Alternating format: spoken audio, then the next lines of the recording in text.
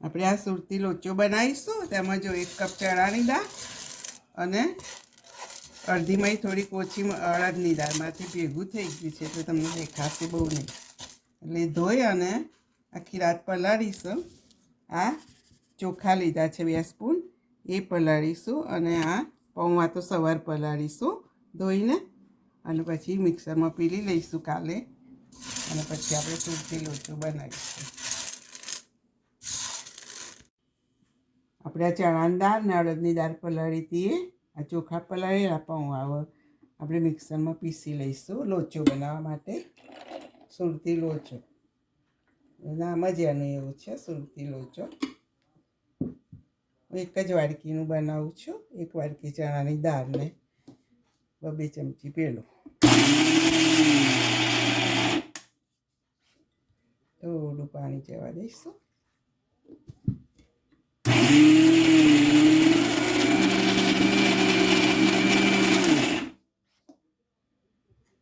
જશે થોડું પાણી.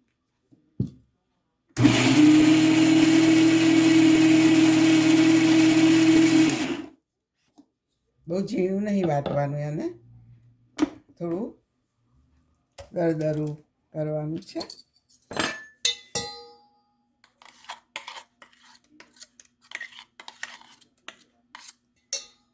આપણે બાકીની ચણાની દાળ છે પીસી લઈશું.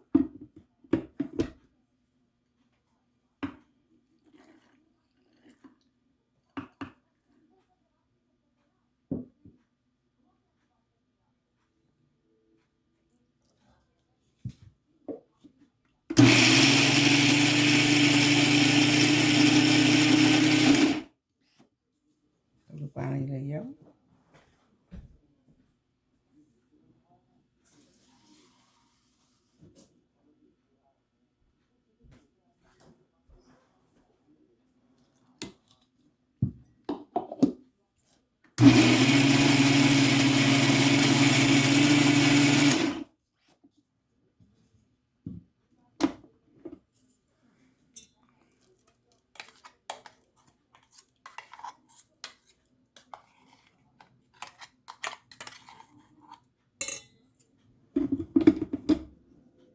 હવે જે આ પૌવા હતા ને એ લઈ લઈશું. અડધી વાડકી પલાળ્યા હતા મેં.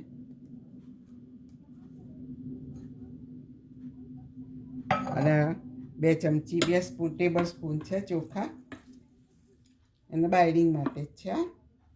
થોડું બાઇડિંગ આવે એટલા માટે.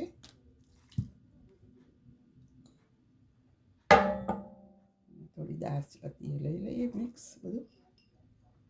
પછી આપણે પાછી આથો આવે 5-6 કલાક એટલું બધું રહેવા દઈશું આપણે.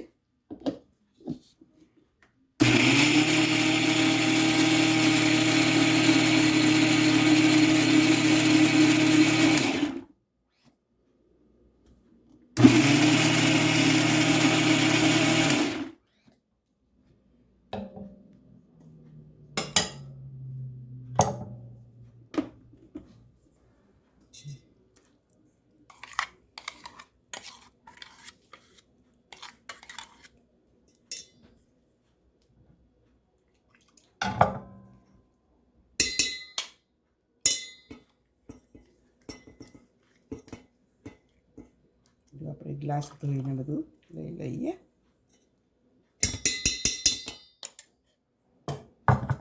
હવે આને છે ને થોડું ફીણી લઈશું આમાં, હાથવડી એક જ સાઈડ,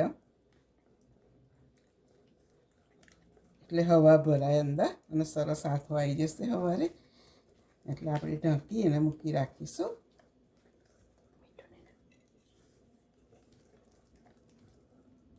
એમાં ઠંડુ એટલે હું ઇન્સ્ટન્ટ પોટમાં મૂકીને ઢાંકણું એનું ઢાંકી દઈશ, એટલે હાથો સરસ આવી જશે. જો હવે મૂકી દઈશ, પછી લોચો સવારે બનાવીશું.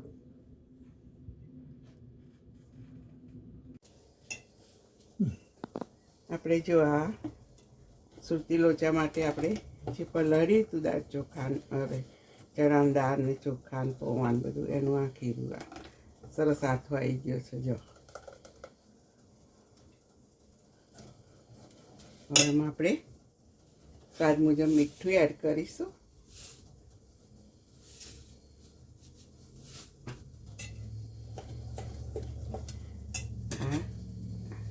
આદું છે, જિંજર એડ કરી દઈશું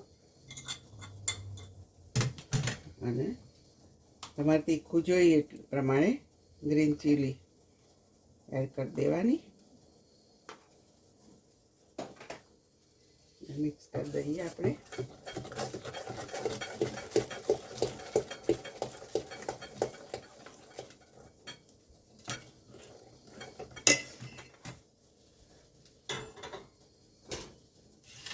હવે મેં ડીશ લીધી છે, એમાં સ્પ્રેડ કરીશું આપણે. બહુ જાડું નથી બનાવવાનું ખમણની જેમ, એટલે સહેજ પાતળું જ બનાવીશું આપણે.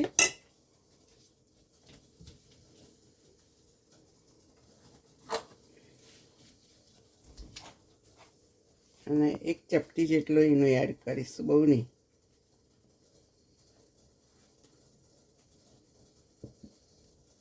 કારણ કે આ ખમણ નહીં બનાવવાનો આપણે, એટલે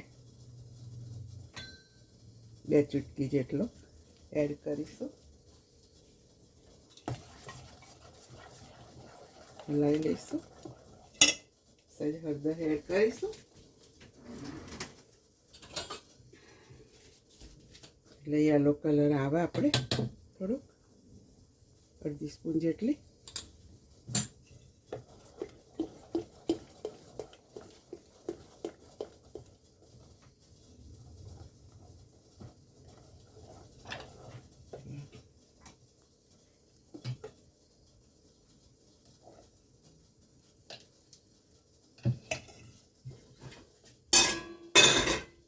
આપણે 10 થી 15 મિનિટ થવા દઈશું. ઢાંકી દઈશું.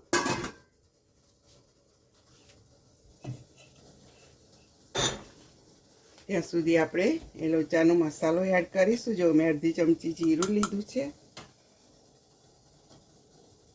અડધી ચમચી સંચર લીધું છે, આ ચાટ મસાલો છે અડધી ચમચી, અને આ મરી છે અડધી ચમચી,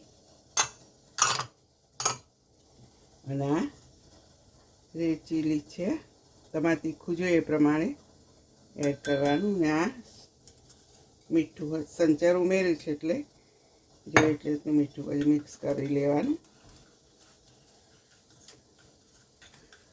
હવે આપણે આ લોચો થઈ જાય એટલે આપણે મસાલા લોચો આપણે એડ કરીશું. અંદર થઈ જાય ઉપર.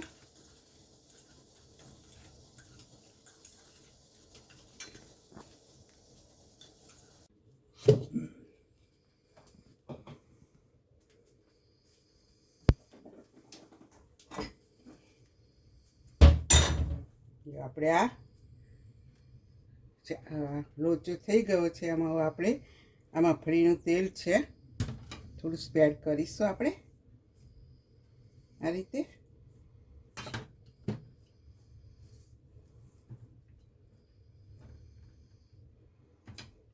હવે એમાં આપણે આ મસાલો બનાવ્યો તો લોચાનો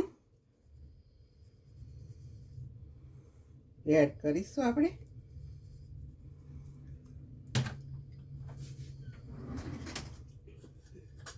જેને તીખું જોઈતું હોય થોડું રેડ ચીલી એડ કરે, મરચું. આપણે ધાણા એડ કરીશું. ઉપર સેવ પછી કરીએ સેવ કાઢીને.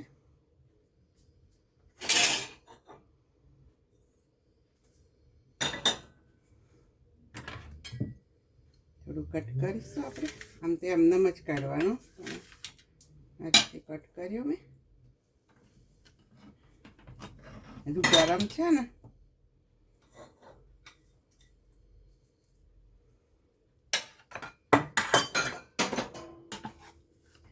થોડો ઠંડો થાય પછી કાઢવાનું તમારે. વિડીયો માટે બધું જલ્દી જલ્દી હોય. હવે આપણે ચટણી એડ કરીશું. જેને ગળી જોઈતી હોય એને ગળી. આ ધાણાની ચટણી, ધાણા, મગફળી, દાળિયા, મીઠું મરચું બધું નાખીને એડ કરી છે મેં. જેને જે રીતે ખાવું હોય એ રીતે. હવે